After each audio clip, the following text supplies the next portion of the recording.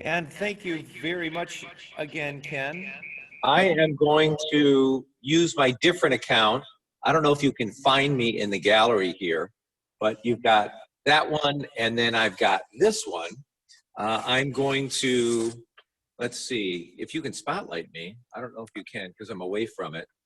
There you go. And I'm going to show you guys, we're going to start off our annual meeting by showing you some progress that's been made that you haven't been able to see because you haven't been able to come to church. So I'm walking through, of course, the atrium, which is a little bit dirty because we've got the food pantry going on and major construction. So I want to first show you, they've put in this temporary door, as you probably aren't used to seeing down our main hallway. This, of course, will go away when the construction's done. But usually we take a right and see a bathroom, and that's what we see now. The coming together looks like they've even got the paint up for this. I'm not sure if this primer or not. But look at this unisex bathroom. We're going to have a big stall here and a big shower here. So if you're really running late, Ellen, and you don't have time to shower, just hop into church and you can shower here. We've got some storage going on here. And then a whole hallway full of windows. These are high-tech, very thick. Look how thick these are. State of the art windows that are going to last a really long time. You can see there's a little tint to them, so that's going to help deflect the sun in the summertime, keep it nice and cool. A whole hallway through full of windows here, all of them custom designed for every single window that we have. Don't worry, we're not replacing stained glass windows. I'm in the ladies' room here, and you can see the windows replaced here. They still haven't put some caulking up between the girders here, but by and large, it's a lot warmer in here than it has been as this construction has gone on. We'll have obviously the sinks here, we'll have the commodes here, and in this little vestibule, we've even got some storage, tiny little storage in there, or for somebody skinny to hide. And here's where a drinking fountain is going to be coming together, isn't it, folks? Men's bathroom, same deal. Got a little skinny closet here, little vestibule. You've got sinks over here. You've got commodes over here. And as I pan around, you can see these beautiful windows. Don't worry, this one in front of me will be finished with the privacy, you know, stuff over it, so you won't be able to see in. Let's go to class. Isn't this great? And then again, this is going to have this has a nice film on it, so that you know, what comes in is not going to be really, really hot in the summertime. Just beautiful. They're doing a great job with it. They pop open here somehow. I haven't know. Oh, there we go. Oh yeah, there you go. Okay, there you go. Okay, so slides open. Very nice, very nice. And then these down here, latch open here. Oh, and they work. Excellent. We hope so, right? There we go. So this is what they look like in one of the classrooms. Also in the classroom, so we will get some new lighting as well. As we start our annual meeting, we will have a junior warden's report. Obviously, Ken Miller's still on the call. He's one of our engineers, and he'll be able to talk a little bit more about this. But this is really kind of a dramatic change for us to have these put in. We still have, as you might see, we have tiles here. And the tiles are going to go in, and this is what they're going to look like. Okay, so that's going to be the floors of the bathrooms, and I'm sure some of the walls too. Yeah, kind of nice, isn't it? So it's going to be really, really terrific when we finally get a chance to move back in. At this point, what I'm told is, and Ken, you can correct me later on, but that it's the behind the wall stuff that takes all the time. So that what's difficult is putting together, you know, all the electrical and all of the water, etc. And the easier part are the finishes, is what they say, and those go rather quickly. So it seems that we may be approaching the home stretch here. But I wanted to start out the meeting telling you, giving you a walkthrough there. So I'm gonna pop off of this remote phone and go up to my other camera here and talk a little bit more about our annual meeting.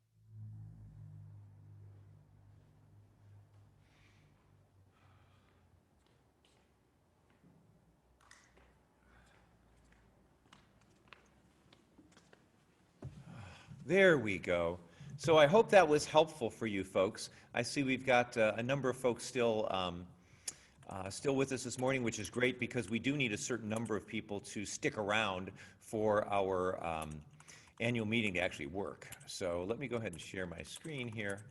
And Right now, the count is 61. great. That's super duper. And we will get our annual meeting started here. This is our 68th annual meeting. This is a 2021 annual meeting. And here's our agenda for our next portion of time together. I am going to call this meeting to order shortly. I will offer a prayer from the prayer book. If you've got one handy, it's on page 818. We'll then make our appointments for secretary and parliamentarian and for validation. I will then ask the validator to see if we've got a quorum of 25 qualified voters. We will then accept the minutes of the 67th annual meeting. Now, Steve Ernst, you have a link to that annual report, don't you?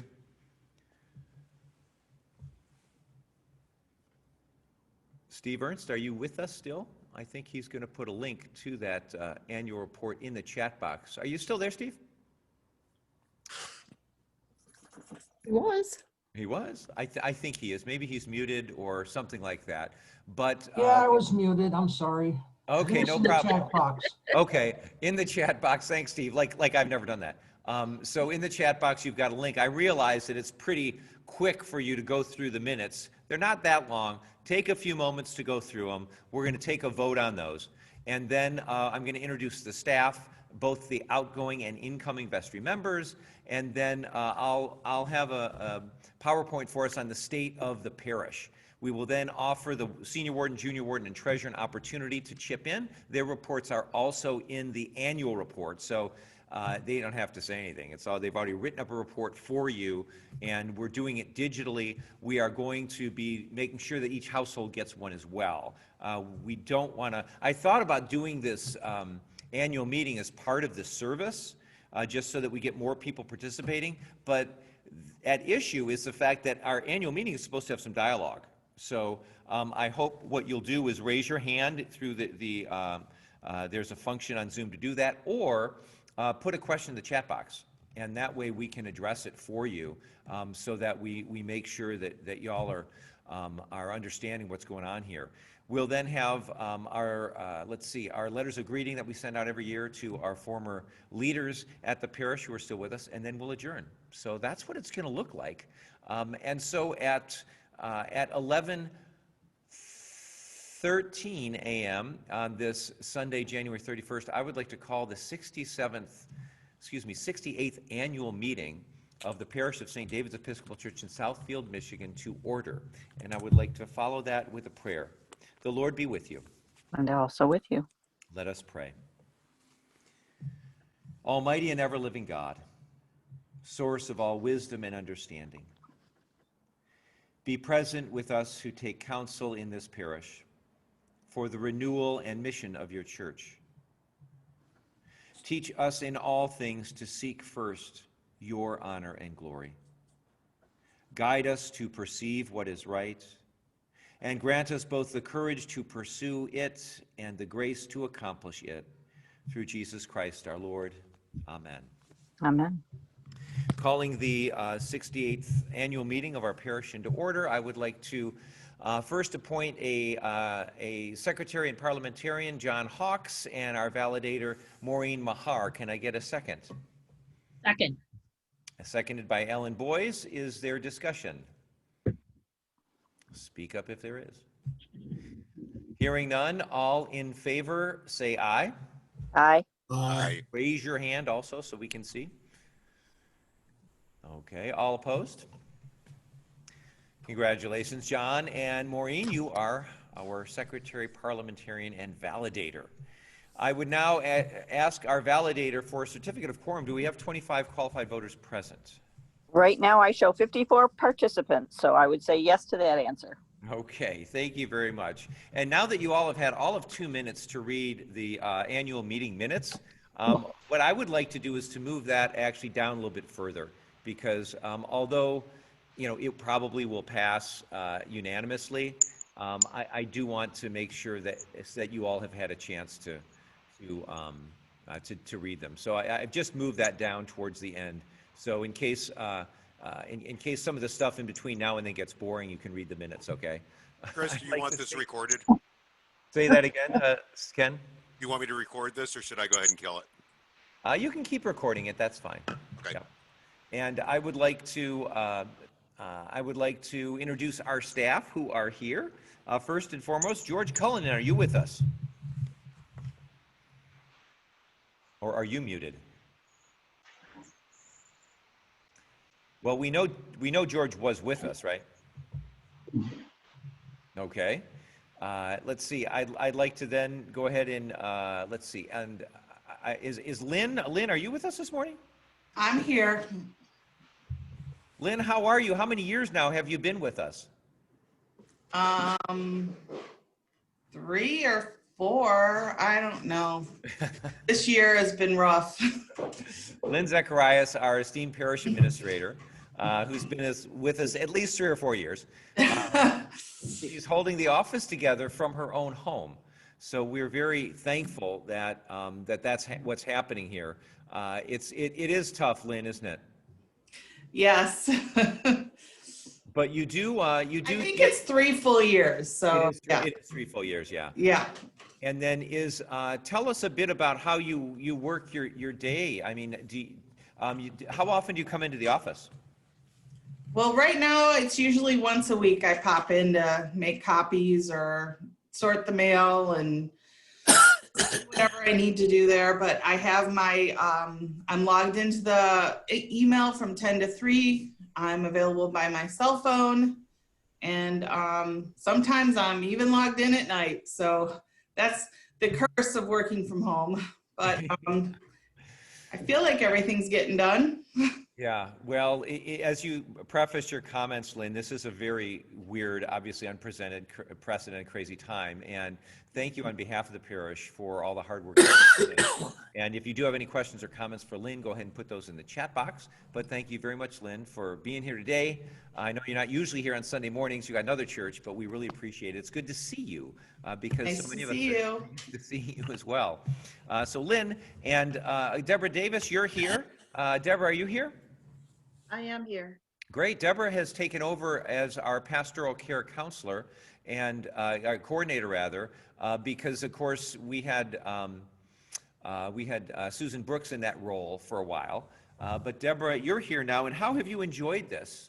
This has been a very different time to visit people you can't visit, right? Yeah, immensely. You know, if I'm able to FaceTime or whatever, we'll do that. But it's just good to hear the members' voices. They all appreciate the calls, the check-ins, even weekly, you know. Just keeping an eye on everyone and just making sure they're safe and just know that they're still thought about in love and prayer. Mm-hmm.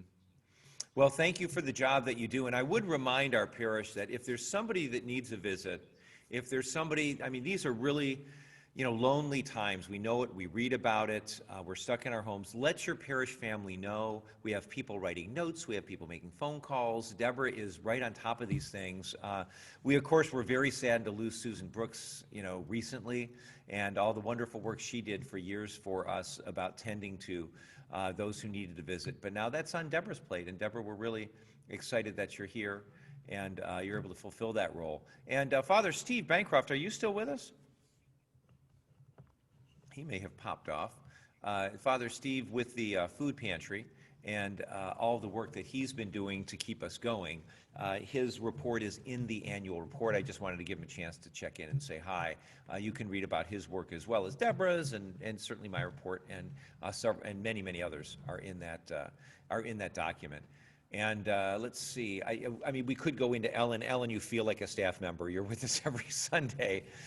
Steve Ernst feels like a staff member. Ken Miller feels like a staff member. I mean, you guys are running the Zoom for us every single Sunday. And I just want to take a pause to make sure we publicly recognize the folk who really make this possible. It's just simply not possible to have the quality of production that we are able to furnish week in and week out for our parish without Steve and Ken being here. And Ken and Steve are also here during midweek services and funerals and this kind of thing. It really is a really important job as people go through grief. And I mean, we even did a wedding, right? We've done a baptism. So this has been just terrific to have you guys a part of it. I just don't want to let this time go by without really thanking and acknowledging all of the people who make it possible for us to be here.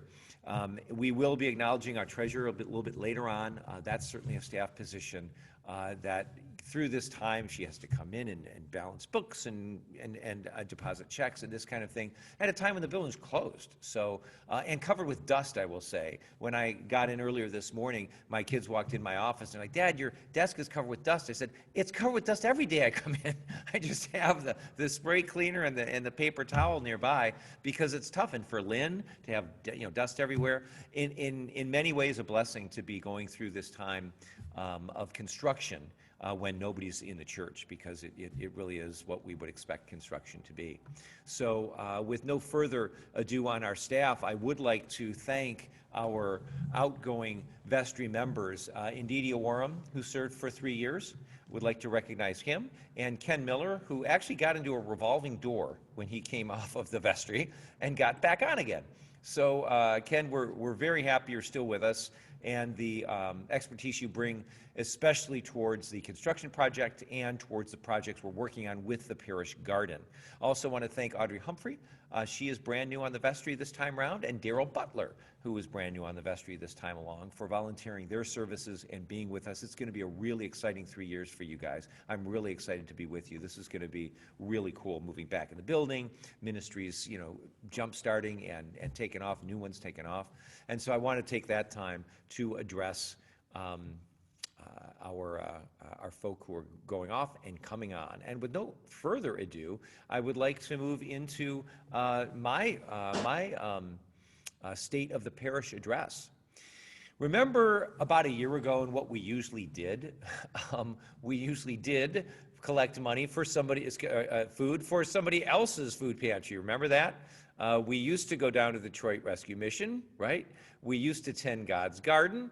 All these things at the beginning of the year are things that we, a year ago, thought we'd be doing in person with each other. We thought we'd be doing this kind of thing inside with each other, with the Altar Guild, with our LEMs, with our LEVs, with our Daughters of the King, with our Christian Service Brigade. Been a little while for the Girls Friendly Society, but with the Quilters, with the Visit from St. Nick and the Song and Spirit that we've had happen before. A lot of these things we thought we'd be doing. And as the year kicked off, your vestry went out on retreat, as we do every year. And we set 5 goals. We wanted to first and foremost find out more about our neighbors. Who lives around us? Who's actually in the houses that a lot of us drive by to get here? We wanted to complete phase 3 of our construction. We wanted to experiment with our noon service. We wanted to investigate incorporating differently gifted people into our community, and we wanted to keep the community together, which was added after COVID when we got into March. And so I think as we look back and as we've talked about as a vestry, we certainly have found out more about our neighbors through the food pantry, as we've welcomed hundreds of people through our doors who would normally not be through our doors. Completing phase 3 of construction, well, we didn't quite get there, but we did get a good start, because as you remember, we actually were able to start on the demolition towards the end of the year. We have been experimenting with the noon service. We continue to. We had a noon service last week, folks. We had 22 people at that noon service. So it is still experimental. We are now, because it is mostly interns from Southfield Mental Health down the street, we are starting to bring in experts in certain areas. This last week, we brought in an expert and we discussed What does it take for us to have good conversations around political division? We will probably be bringing people in to talk about stress and anxiety and how we lower them. And so while it may not be explicitly Christian like a worship service, I wouldn't call it a worship service, I would call it a service for the community and for especially these interns who are looking to make connections with other people and to learn from people who go ahead and provide these kinds of services. Next, of course, investigating and incorporating differently gifted people into our community. We got off to a good start doing that, making some contacts with those in other churches who were doing that kind of thing, but we were really unable to take that very far once COVID hit and given the direction of our energies that they had to take. And then finally, our last goal, which, as I say, came in at the as COVID hit, that was keeping the community together. And hopefully, we've been able to do that to a great degree. We've been very, very intentional about that. The attendance for the last year, due to COVID, per the bishop, no attendance was recorded, and simply, and I won't say no attendance was recorded. We have been painstakingly counting the views, the people on Facebook, the people in our Zoom meetings. We write those all down. They are preserved, but they won't be counted because it's impossible. We have what now, 53 participants. Well, what does that mean? How many people have two people on, sitting on a couch? How many people have gone to, to feed the cat and aren't even listening to me? It's hard to really count who's here and who's not. So for that reason, because again, we would be streaming live onto Facebook, we would be live on Zoom, we would be recording it and putting it on YouTube. How do you count those? And so the bishop, and I think she's been in consultation with, because remember, our bishop, most of her time as bishop has been quarantined, right? Has been like church like this. So she's been in conversation with other bishops, and they seem to say, look, we're just not going to send in attendance. It's just no way to count it. And so this is going to be a really interesting, well, it already is a really interesting year in terms of how we bracket our attendance. Pledging for 2020, let's see, and 2021, I will say. Let me add a year. And so far, this year, we've got pledges in for $226,000. Last year, it was at $220,000. We have, I think we may even have more than 73 at this point. But it's around there, okay? And we average 70 to 90 a year. It's between 70 and 80. I think it may be closer to 80. And we do expect a number of pledges to come in. And what I mean by that is these are folk who've pledged in years past and who've pledged for many years, and there's no reason to expect we wouldn't see those pledges. So we are having the best year yet that we've had in pledging. Now, that's not to say that we're that everything's in the black, because we have been for the past number of years, setting budgets that were in the red. And this year's no different. As you'll see when you read the report, and if our treasurer wants to talk to it, we are continuing to spend more than we bring in. And so while pledging is increasing, we do look to increase pledges. Another $25,000 or $30,000 would put us where we need to go. As you have just seen, we've got construction going on that we're now going to have to start paying off. We have a number of, many of us pay the same amount we pledge every year, but the expenses go up. And we found that with construction. When we started this 3 years ago, we said, we'll be able to do this, this, and this. Well, by the time 3 years later, when we were able to put the shovel in the dirt, we weren't able to get what we hoped we would get. So I want to give you a fair assessment of where we are financially. And so, as I said, here's just a graph of where we've been over the last 10 years with pledging. The 2021 financials, again, a deficit was budgeted, but we came in under budget. Now, the PPP funds that helped us pay for, PPP funds that helped us weather these difficult times in terms of salaries was very helpful. But as I mentioned, we're still in the red. Expenses were less than expected. But again, this is 3 years now. There have been no staff raises or bonuses. And our expenses are the new normal. We wish we could say, power company, we want you to lower that. We are excited because those new windows I just showed you are going to be a lot more efficient. The HVAC is going to be great in terms of, and those we're just going to be able to save some money that way. But we do want to be you know, we want to be upfront and honest with where we are. And as you guys know, because you run personal budgets, you can't keep running a deficit budget. We need to find ways to close that gap of $25,000 to $30,000 a year, and that is best done by just sharing it. I mean, if we were all able to just increase by 5 or 6% across the board, we would have that taken care of, and we would be able to have our musicians and our secretary and your staff, you know, at least keep up with the cost of living. So I want to be honest with the financials, and as I say, we'll hear from Simone a little bit later, our treasurer, and she can speak to that and to what she hasn't spoken to in her report. So year in review. Despite the lockdown and nobody really able to come to church, or not everybody able to come to church, we had a baptism, we had 5 funerals, we had a wedding, and we welcomed 3 new friends to our congregation. Usually it's more in all those categories, but just not this year. Now, our pre-COVID, what we started a year ago, here are some pictures. That's what it looked like. We were all together. We were all eating a meal. I hope you guys have all good breakfasts and brunches planned for today. We were in person, and so we had a lot of fun just seeing each other. This is a big reason a lot of us come to church, right? Is to be with each other, and it hurts our soul not to.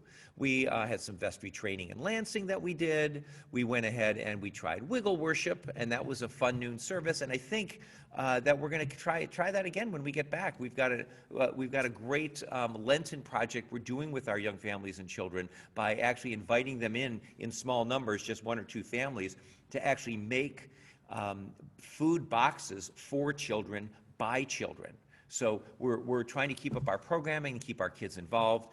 If you're like me, I've got, as you know, probably I've got 3 young kids at home. We go through the online curriculums that have been, that Kitty Kenning has, who I would have called on Kitty Kenning to speak, but I know that she and Jim had to run off to tend to his dad. So Kitty Kenning, our church school director, she's been very good about keeping us up and informed about how we can help educate our kids. So that's wiggle worship. As I mentioned, our bishop was installed a year ago, and so that was interesting. As soon as she's installed, boom, COVID hits. We even got some new lights. The folks in the photograph there were helpful at getting some new bulbs in here, just in time for, I guess, just me to use, right? We had drive-through ashes, remember, in February, where we had 500 plus people driving through. We're going to do that again this year. However, we're handing out ashes in baggies with prayers, and we're not going to have physical contact with people, but we do want them to know that we will be continuing that ministry if anybody's asking you. We walked to Jerusalem during Lent. Mary Bensmiller, you were great at urging us to get up and stay healthy and move, and that was something else we did. And then, of course, COVID hit, and our sign changed to love one another and pray at home. And we think that this is the best way we can love one another, is not to get people sick. And this is out of love, out of our Christian conviction. To care for one another is to remain at this distance. And the vestry really, and I conceptualized this, Ellen and other vestry members, we really kind of asked these 3 questions. How will we adapt?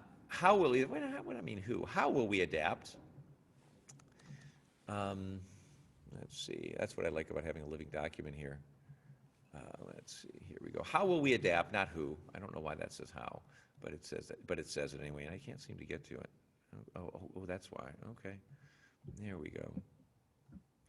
I appreciate you guys staying with your rector. And you're like, who is this guy? I can't even type.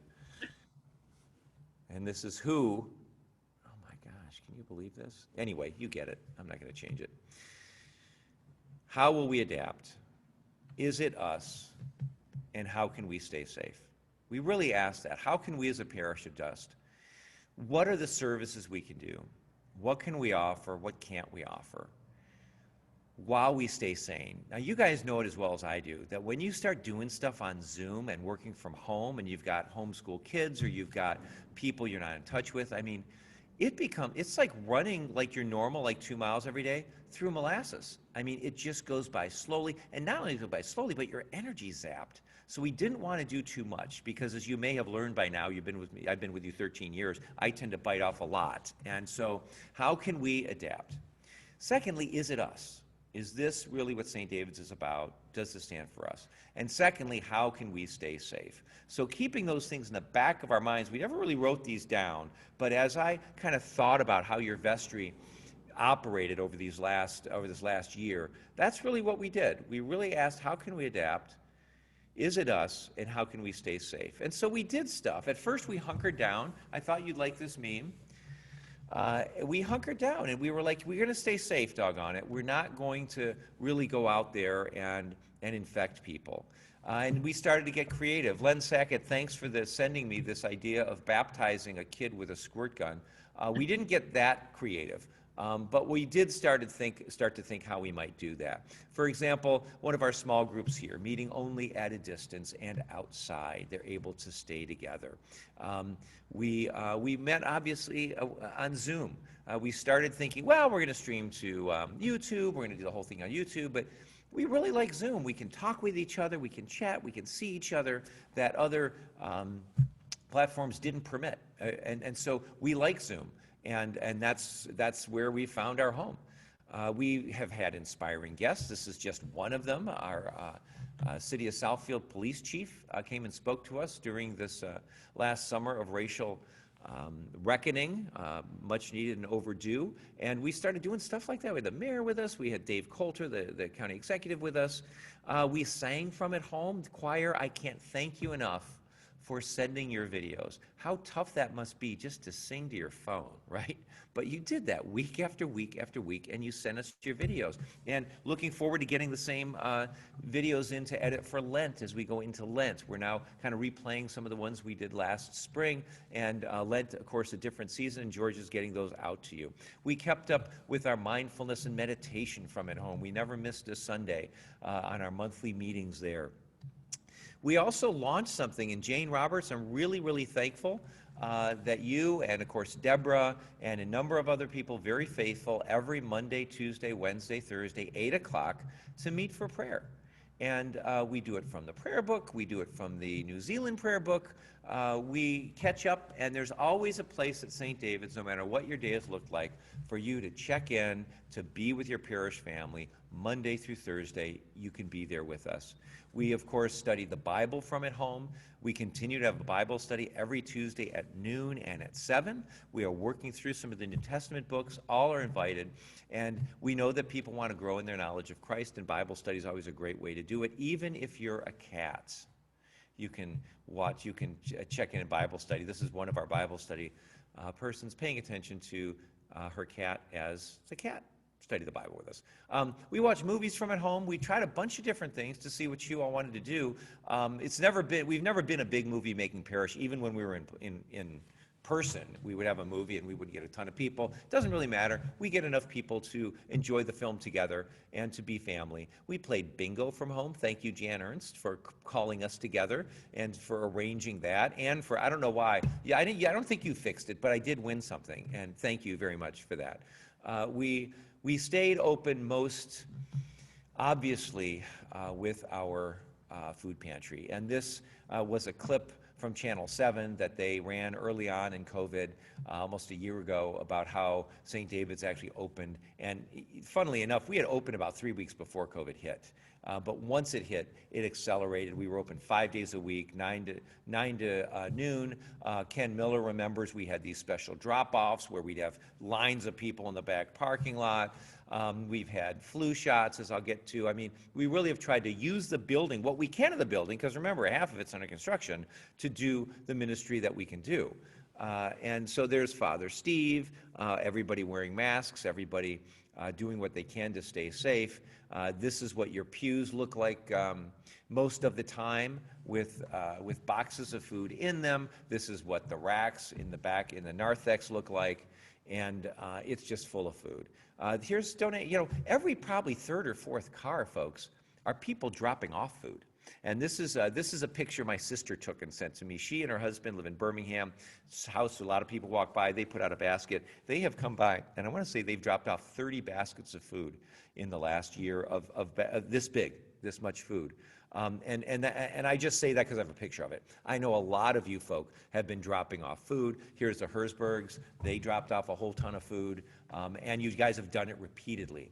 And we are so thankful for all the food that you bring in, and so many of you have volunteered for that food pantry. Why is it important? Because people need food. You guys read the unemployment and the numbers that are going on with people losing jobs, people getting behind on their rent because they can't go to work. And so it's really needed. And so thank you for all that you've done to do that. And of course, we gave food away, tons and tons of food away. And as I mentioned, we opened at one point for flu shots. Not a ton of people came, but it was good to know that we could pull something off like that. We also made masks. Joanne and Jan Ernst and Kathy Graham and so many of you, Kitty Kenning, making masks for other people. You guys also made it possible for us to have handbags of hope. And what are they? This is what went into them. They're purses that we all brought into church in backpacks and filled them with food and other much needed items, and then took them over to the South Oakland shelter. We also, there's Jerry Irwin, did a bunch of other things. She made quilts for babies. Judy Walsh, you helped us put together some signs that we actually had on our property so that St. Anne's Mead essential workers could drive in. And yes, people at St. Anne's Mead did have COVID, and yes, it was a problem there. Can you imagine going to work in that environment? And so what we did was not only try to encourage them with signs, but we also got together with Cranbrook and Birmingham and paid for lunch every Friday in the spring for their whole staff. And so your donations, this is what your church is doing. We're not just sitting here like a bump on the log. We're looking at who's our neighbor, and we're trying to respond to that. We went down to Crossroads. Len Sackett, thank you for organizing us, and for all you folk who've gone down there. You did it safely. You found a way to hand out food to those who need it. We had a number of people bring games to church so that we could continue our partnership with Vandenberg that continues to meet by computer. And so they did have a drive-through Christmas. Now remember, that school is right behind us. 100% of the students there are on free and reduced lunch. Okay, so this is not a really ritzy school, and you guys were nice enough to go to Target, to go wherever, buy the games, wrap the games. Didn't give you a lot of notice. We didn't have much notice, but we gave them away, and you guys made Christmas for a number of kids.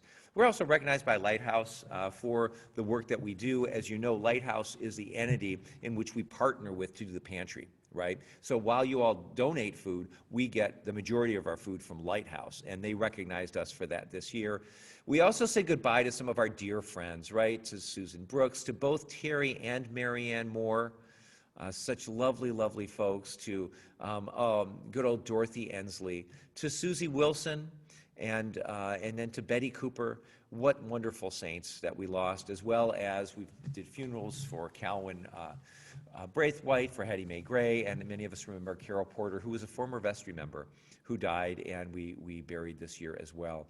We welcome new faces. Father Steve Bancroft came, you would have thought he'd been here a lot longer, but he just came not even a year ago to be with us, but came just in time. We needed him. Of course, we've welcomed Miles Doolittle as well, and his musical gifts. We're so thankful, Miles, for the ways that you bless us with your presence. We spoke out on racial justice when the Summer of Reckoning came.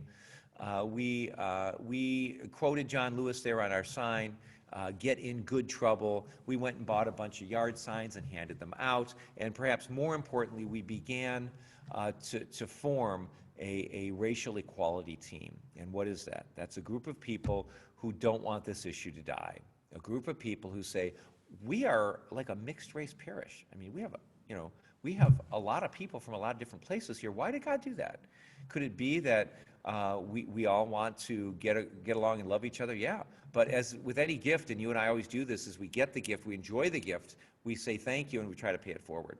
And so we as a team want to say, well, this is who we are as a parish. What can we do? And so we know that racial reckoning starts with ourselves. Can't change anybody, can we? But we can change ourselves. And so this is a picture from the Hidden Figures movie, when we had a movie and a discussion. We have done a number of different things. As Daryl Butler tells us about each Sunday, we've formed a couple of sacred ground groups. And this is a curriculum, a 10-session curriculum, that allows us to study indigenous peoples. It allows us to study African Americans, Latinos, Asian, any kind of what you might call minority, right? Who's present in America, and ways that we might better understand each other.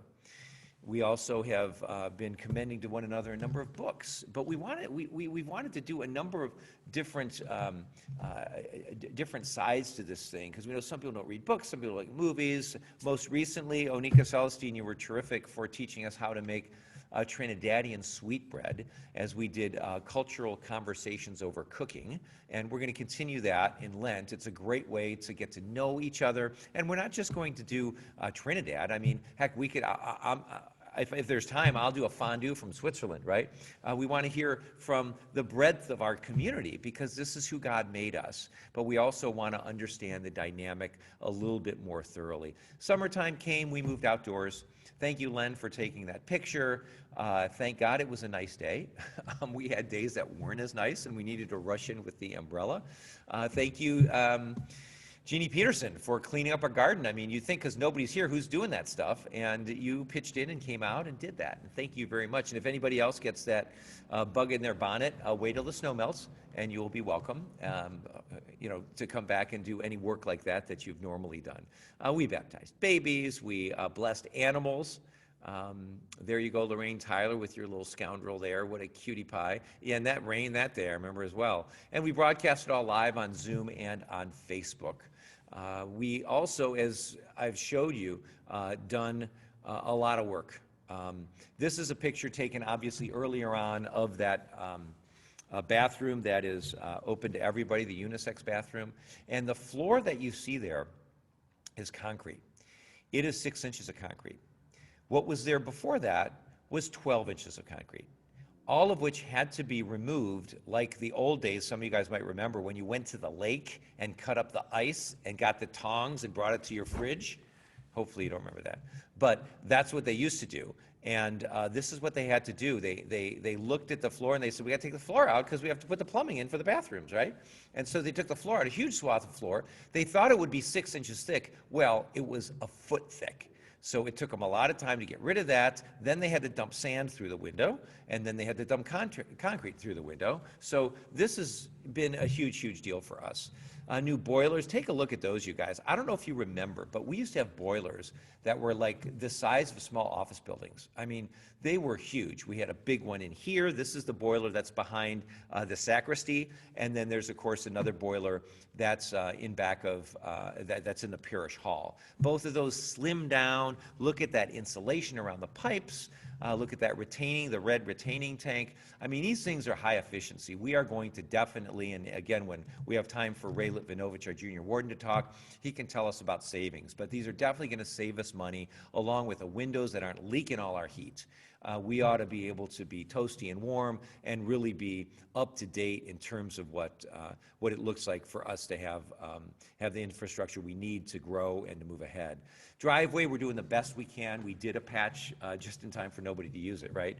We did a patch and then went over it. That is going to need tending. We have a couple of things looming. We have a driveway that's going to need tending, and we have an organ that has needed re-leathering for a number of years. And those are both, I think the organ's now about $100,000 to re-leather that. If there's anybody who has a special love for St. David's music and really wants to, keep us going for the next 50 years, we'll be happy to put your name on the organ or wherever you want it as we take a look at that huge, huge project. Same with the driveway.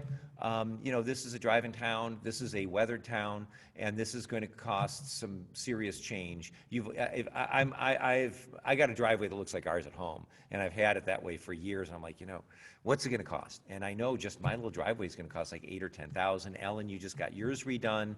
It's not cheap. Imagine the one that's our size. Now we do get to split it with St. Anne's Mead, but still, it's going to be really pricey. And so we want to remember that as we move into the future as well. So when I mentioned earlier that we wanted to do what we could do for our parish. It became very clear that to keep in touch via monthly mailings and goodie bags would be really well received. And so we have about 175 households in our parish. And so we started over the summer, once a month, physically delivering a bag or doing a mailing every month to our parishioners. That has been, when you look at Lynn Zacharias, who's in our meeting, and our newcomers committee with Jan Ernst and Kitty and Carolyn Gamble and a number of other people, we have been really, Judy Walsh, we've been really, trying to do the best we can to keep our parishioners knowing that we love you, we care for you, and we want to keep in touch with you safely. And so goodie bags are, a week from today, we're going to be packing the goodie bags for Lent. Yes, Lent is coming up, and you all are going to copy the annual report. You all get a Lenten booklet. And I'm so thankful for the 15 or 20 drivers that we have. If you want to volunteer to drive and to deliver about 6 or 8 bags, let me know, put it in the chat box or send me an email, and we will include you on that list. But that's been something that nearly every parishioner has said, thank you for doing that. And of course, they're put together by our saints and they're delivered by elves, right? There's the Sullivan clan going out there, delivering a bunch of them. And so the year ahead, what's it going to look like? We've got Tizay coming up on the 11th. We've got a virtual Shrove Tuesday pancake supper. Make your own pancakes. You can make them sweet or savory. I like savory pancakes, and you can make them and show up on Zoom, and we will have a little dinner with each other. And then drive through Ashes. We're not skipping a year. That's going to be 7 a.m. to 6 p.m. Ash Wednesday services. We will be doing them at noon and 7. So if you want to drive through during the day, pick up your ashes, and then when we do the service at noon and 7, you can put them on yourself. There's no rule that says a priest has to put them on you. Actually, if you read the prayer book, they're optional anyway. But if you want to pick up your ashes and then show up at the service at noon or 7 and put your ashes on with everybody else, the line will be much shorter because you'll be the only one in it, right? So come to the drive-through, say hi, we'll give you your ashes. We have a prayer card for you too. And we'll get that going. That's Ash Wednesday, and that's coming up on February 17th. We have a complete. Hey, Father. Oh, go ahead, Ken. We've got an error on the screen. We're showing the Tizay as Wednesday, February 11th. Wednesday is February 10th. Okay, sorry about that. February 10th. Sorry about that. Thank you, Ken. Thank you very much. We'll have that printed correctly when we print it next. So I didn't want to go through the entire Lenten deal with you guys, but we have a lot of fun stuff planned. I already told you about the kids making candy boxes and essential snack boxes for other kids to benefit our food pantry, but we have other things as well that I think are really cool. I just didn't want to drone on here. So anyway, so that's happening. And then I wanted to give you a little flavor of what your vestry has decided for the year ahead. 2021, our goals. The goal is return and resurrection. Not just return and do the same old, but this has been the biggest construction project this parish since its building. Of course, that was the biggest one. This has been the biggest construction project we've ever had. And we really think that God is at work in our parish and that God wants us to come back and not just do ministry that we were doing in 2019, but that we'll do ministry that we're going to move into in 21 and 22. And so the first thing we're going to do this year is we're going to assess the future of this food pantry. It's great to have it in Narthex. It's wonderful to have it right here. But we've got a brand new wing that we will have just done and a refurbished entrance, which is over the one that faces St. Anne's Mead there. That's been changed, that whole entrance. They shortened it up. They've changed some stuff out there. That's going to be pretty attractive and would be a great place for that food pantry to move to. So that we could get our narthex back, we can get our atrium back. Those are all good reasons to move it down there. We're going to assess that. Is a food pantry something we're going to do after COVID's done? Is there a need? Is there a demand? So that's one thing we're going to do. Second is we hope to this year complete phase 3 of our building refurbishing. And moving back really is 2 phases. One is I showed you the classrooms, right? And the classrooms, new windows, new lighting, great. Did you see the walls? They need help. Right? Did you see the floors? Okay. So we obviously didn't have unlimited money, and so we couldn't redo those surfaces. Can we get some people together to paint? Can we decide, oh, we want this color, we want this flooring, we want this so-and-so? How can we do stuff that, is going to help complement the refurbishing that's already gone on? So that's part one, is how do we return physically, you know, what stuff, still we've got stuff to throw out and stuff to, you know, my office is still, the rector's office, and then the office is still stuff that, you know, there's stuff that needs to be done around here. So how do we do that? And so that's one committee that we've set up in the vestry. The second is, how do we celebrate it? You know, how do we really not just say, oh, okay, it's done, let's move in, but really give God glory and honor, to give honor to all of you who have chipped in to do it. I think of Ken Miller and Ray Libinovich and Rocco and all the people who've been just coming in here diligently doing it. Our bishop's going to want to be here. The mayor's going to want to be here. We know that because when we did the atrium, he said, I want to come back when you're done with the wing too. So how do we celebrate this as a parish, right? So we want to make sure that we complete that building refurbishing and move back in. Another thing we want to do this year is we want to continue to promote social justice education and action. We also want to improve our digital media presence. We are there on Facebook, but you know, what should we or what could we be doing on other social media platforms? As we know, digital is what it's all about. That's where people see you, that's where people find you, et cetera, et cetera. What might that look like? And finally, how might we improve faith formation for children and our families? I'm so excited, and I know Kitty is too, about the refurbishing of our nursery especially, and of these other areas. I know it doesn't sound huge, but I know as a parent, when you bring a kid to a church, you look at these things. How clean is it? How up to date is it? And having this new wing that's really set to go, I think is really cool. And I think we're really open to trying, and we had started, Megan Reichert's probably still here, our Wiggle Worship, and really enjoyed that with our kids. And how can we build on that? I am convinced that there are young families looking for places that stand for what St. David stands for: worship, outreach, and inclusion, love for all. And so I'm really excited about where we're going with these goals. And I could drone on because I'm a rector. I could just keep going, but I'm not going to do it. This is our return and resurrection and what we're looking forward to in the year ahead. And so getting back to our agenda, this is the state of the parish. And so I would like to invite our senior warden, our junior warden, and our treasurer to chip in. But before I do that, I would like to invite anybody who has a question to please put it in the chat box so we can see you. I know there are 50-some people on this call, and that means 3 screens, and I don't know if I can see everybody. So type your question in there, and while you do that, I will go ahead and invite our senior warden, Ellen Boyes. Ellen, is there anything you'd like to add? I mean, you did a really nice report, as you usually do. Is there anything you'd like to add? No, I think you said it all. There's probably not much I didn't say, Ellen. Well, I didn't want to say that in front of everybody. Yeah, But no, there you go. my report's there, and everything you said I agree with, and I think we're going to have a great year. Yeah, yeah. And then I'd like to call upon Ray Livinovich. And Ray, as the junior warden, anything you'd like to add? Any questions on construction for Ray, and probably Ken too, if you want to chat with us a little bit. Thanks for doing your report. It's concise as always. Well, yeah, I guess I'd have to echo Ellen. I'm not sure much I can add to that unless there's any questions. I mean, last year basically was getting started with phase 3, and you know, the planning for that. We started it in October. So we've been at it for a while, and we are nearing completion. You know, I think everybody's wondering, when are we going to be done? So we're looking at the March timeframe. But you know, don't be surprised. These projects always take longer than we expect. We're to the point now, as Father Chris pointed out, all the hard work is kind of behind the scenes, laying down the plumbing and the electrical and building the walls and all that. The next phase now is going to be into the finishes. So, you know, they'll be putting up tile in the bathrooms, and we'll be laying down the floor. They put the lights in the fellowship hall, which are really nice, the LED lights. I can't believe how nice and uniform the lighting is there now. So, and then the ceiling tiles will be replaced and all that. So we are kind of getting to the point where it's the finishes that are being done.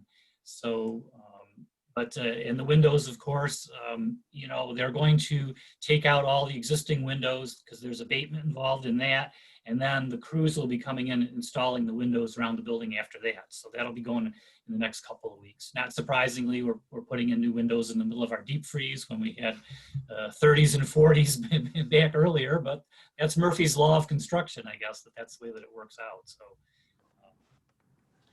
yeah, I guess that's about all I can say. We've been really consumed with construction.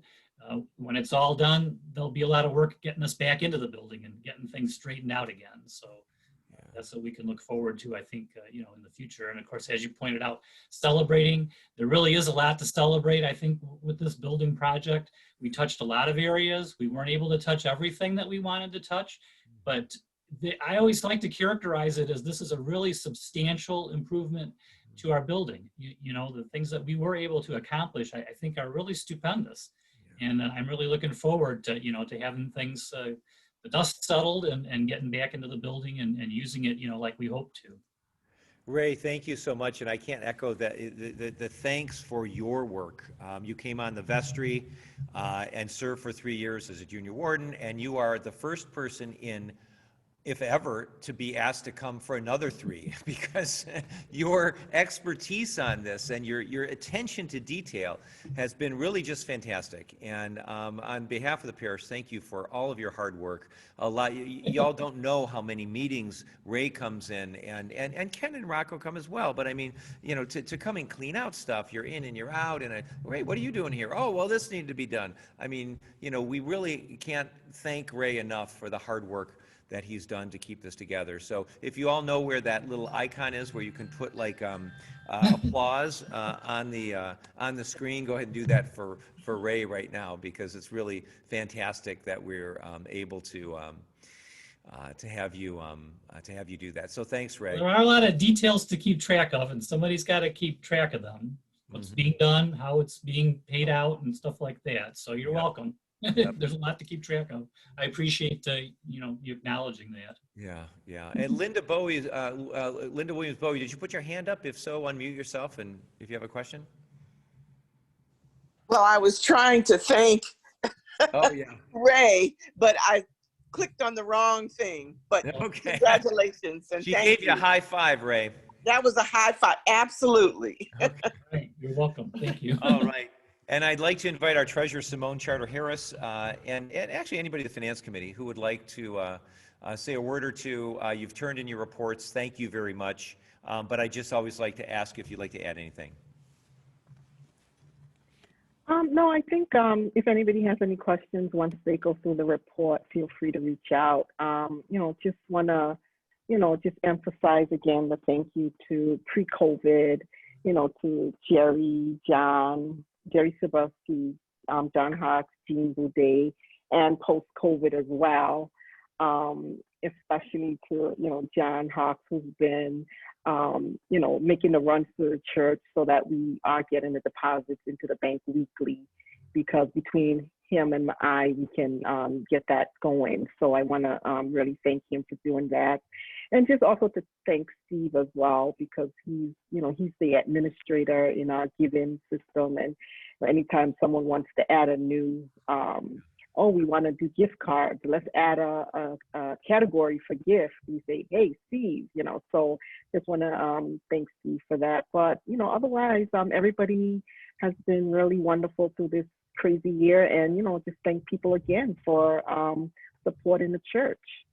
Yeah, and I will say, Simone, we've seen quite I mean, forced by COVID, an increase in our online giving. More than half of our pledges, well over half of our pledges came in online this year. And I think a lot of you are using the online, and thank you so much.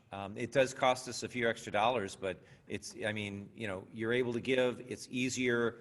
That's good. We're happy to have you all using that. And thank you. And thank you, Simone. Your job is thankless as well. I mean, the parish treasurer, she is watching over, and we have another PPP loan in request, don't we?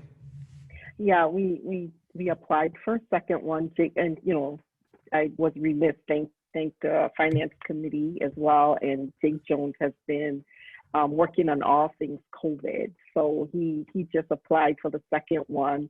And then at the proper time, you have to apply for forgiveness. So he's keeping track of that first loan so that when the time comes, we apply for the forgiveness so we don't have to pay that back. And now we're waiting to hear back for the second one. So Jake has been working on that. So we should yeah. hear something probably within the next couple of weeks in terms of our loan. So keep praying, guys. So if you and your wife have suddenly taken a trip to Argentina, we might guess it come in, huh? Well, that probably wouldn't be a bad assumption. But thank you, Jake. Thank you to our finance team. I think it's just important for our congregation to know that your gifts that you give your parish, I mean, from well before I got here, this parish has had a reputation in the 68 years that it's been going, that we've been having meetings. I've never unearthed any kind of financial impropriety, scandal, etc. This has been a squeaky clean parish for a long time. You know, the big story, I'm looking at the people's window, was that people were always, very slow to take on debt and to be very cautious about how their money's spent. We've got money in investment accounts. We've got a group of very gifted people like Jake, like Ellen, like Simone, who, and she mentioned her clerks, who are really watching over your donations. So when you give to St. David's, we are putting it where it needs to go. And you have had a history, as I say, from well before I got here. It's just how y'all are wired. And so I just want to acknowledge that, and thanks for you, Simone, for what you've done to step in and to really run this this financial arm, which is so important, so important. We wouldn't be here in many ways because of that. So thank you. So that said, next up on our agenda is our letters of greeting, and I like to every year make sure that we send to those who have served in my position in the past. Many of you remember Pastor Nancy Turner-Jones, Father Don Duford, and Father Gary Callahan, who was here for 22 years. Now, this is my 13th, I guess I'm in my 14th year. So Gary, I'm coming after you.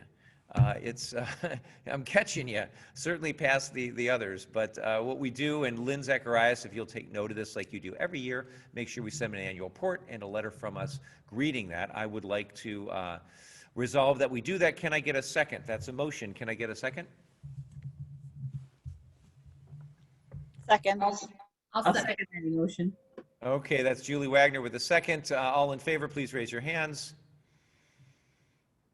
All opposed, you may raise yours if you like, or put an objection in the chat box. Otherwise, we will go ahead and do that. And I would like to simply ask if there's any other business before we close. You guys have been really good. We've gotten this done in an hour, which is about normal. But the deal is you'd have been eating along with this. And I realize I'm probably keeping a lot of you from eating, but I know a lot of you have turned your cameras off, so you're probably doing it at the same time. But I just want to make sure that we don't. We don't miss anybody's question here before we adjourn. We'll have the prior minutes. Except the minutes from last year. Thank you very much, Steve. Now that you all have a chance to peruse the minutes, I would like to put a motion forward for the acceptance and approval of the minutes to our last meeting. Can I get a second? Second. Second. Okay, we've got second, third, fourth, fifth, sixth, and seventh. Ellen, I heard yours, so we'll put you in there. And then I would like to ask all in favor, please raise your hand. Aye. Aye. Aye. Aye. All opposed, please. Okay, motion passes. And hearing no more, let's see, anybody going to put their hand up or want to say anything else? Put it in the chat box. Janet Richards, I see you and Megan have your hand up, but you guys may be voting. Or did you want to say something? I'll give you a second to unmute if you want to say something. No, it's Janet. I was voting. Okay, good. Yeah, I think Janet's from Chicago. She's used to voting more than once. So. So anyway, well, good. Well, listen, saints, thank you. And may the blessing of Almighty God, the Father, Son, and Holy Spirit be among us and be with us as we adjourn this 68th meeting of the Parish of St. David's. Amen. We'll see y'all later, okay? Careful in the snow out there. Okay, bye-bye. Bye.